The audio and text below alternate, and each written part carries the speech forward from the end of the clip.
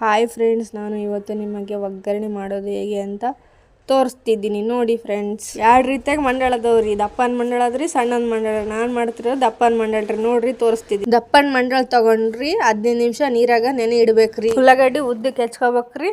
ಟಮಾಟೆ ಹಣ್ಣು ಸಣ್ಣಗೆ ಹೆಚ್ಕೋಬೇಕ್ರಿ. ಒಬ್ರೊಬ್ರು ಖಾರ ಹಾಕಿ ಮಾಡ್ತಾರೆ, ನಾ ಮೆಣ್ಸಿಕಾಯಿ ಹಾಕಿ ಮಾಡಿ ತೋರ್ಸಕತ್ತೀನಿ ರೀ. ಮೆಣ್ಸಿಕಾಯಿ ಒಂದು 10 ಹಾಕ್ಬೇಕ್ರಿ. ಸಣ್ಣಗೆ ಹೆಚ್ಕೋಬೇಕು. ಒಂದು ಪಾತ್ರೆಗೆ ಎಣ್ಣೆ ಹಾಕೋಬೇಕ್ರಿ. ಅದು ಕಾಯಕ್ಕೆ ಬಿಡ್ಬೇಕ್ರಿ. ಆಮೇಲೆ ಒಂದು ಸ್ವಲ್ಪ ಜೀರಿಗೆ ಸಾಸಿವೆ ಹಾಕ್ಕೋಬೇಕ್ರಿ. ಮತ್ತು ಉಳ್ಳಾಗಡ್ಡಿ ಹಾಕ್ಕೋಬೇಕ್ರಿ.